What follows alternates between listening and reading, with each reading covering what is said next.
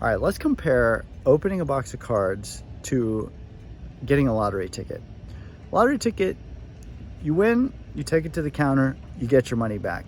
A box of cards, you win, let's say, half of the value of you paid for the box.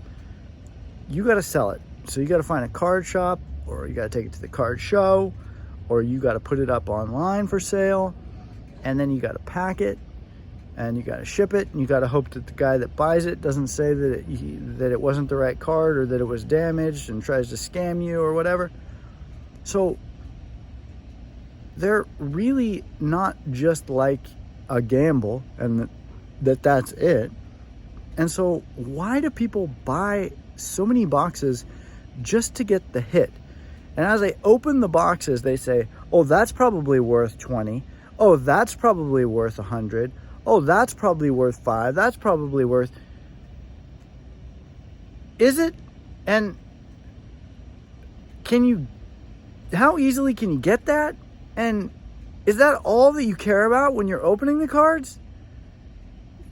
Did you want to have any cards when you bought a box of cards? Was there a card that you wanted for yourself in the box?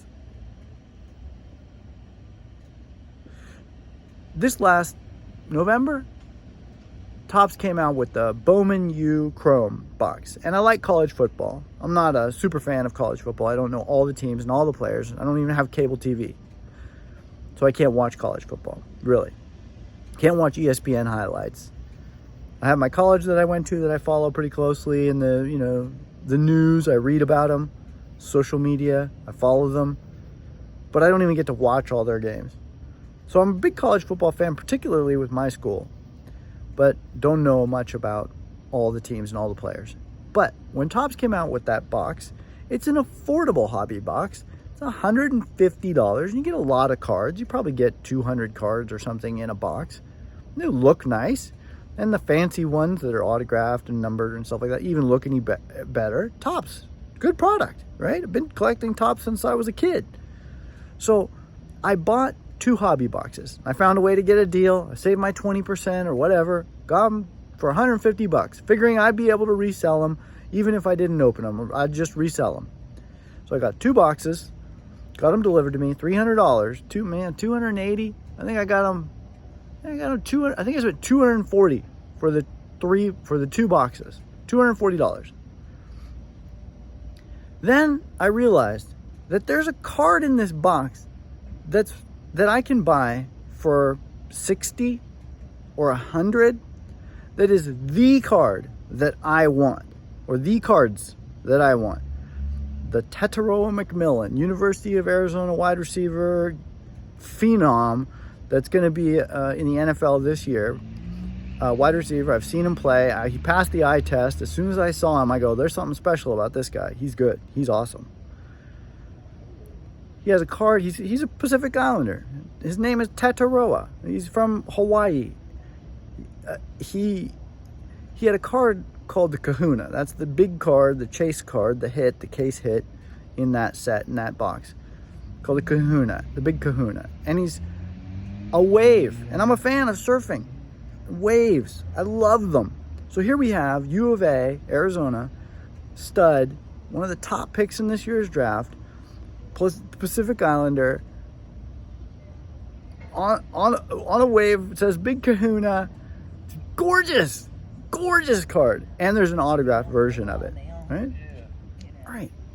So I realized that I could open these 2 boxes. And I watched some people break them on the internet, and I watched them open pack after pack after pack after pack. And I saw how rare it was for somebody to get one of those Kahuna cards.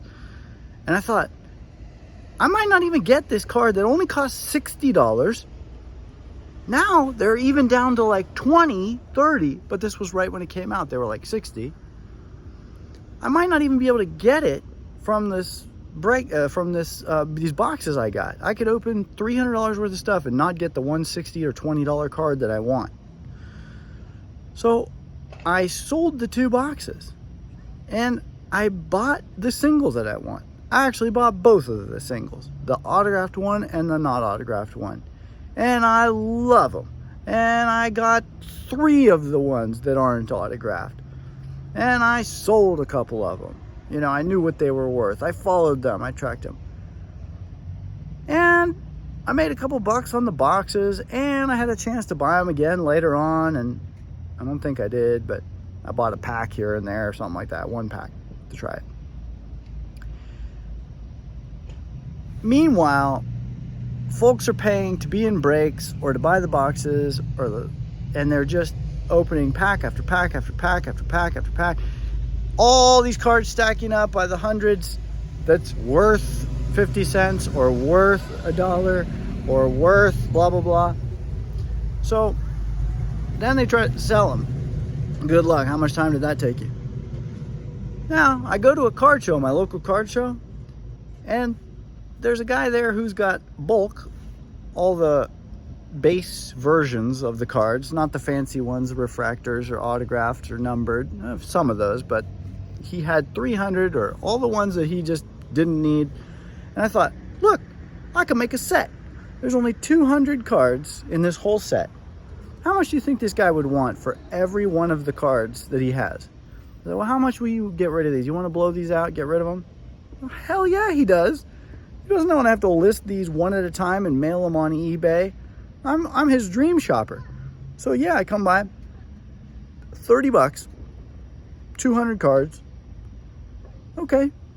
And now I've got doubles of them, triples of some, things like that. And now, I don't know, I've got 300.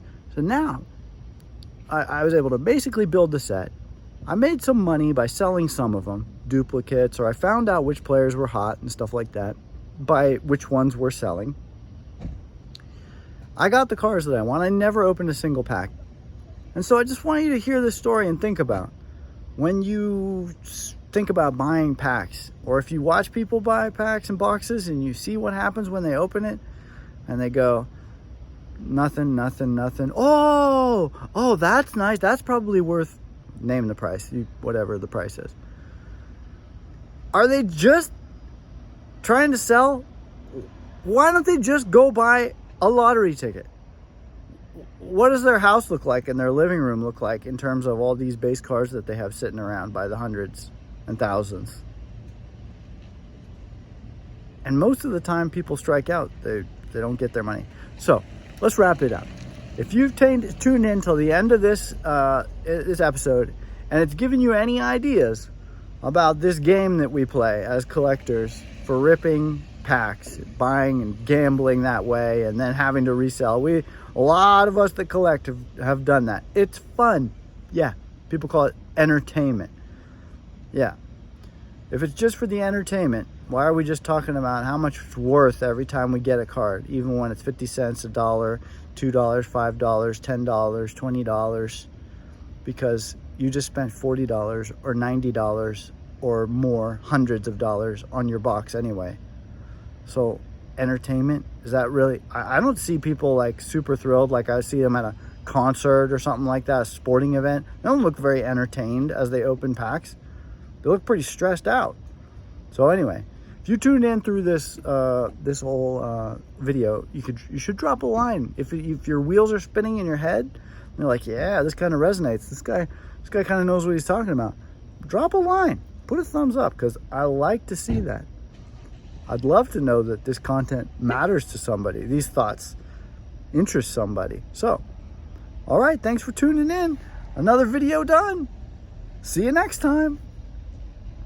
Let's collect some football. Let's go find some football.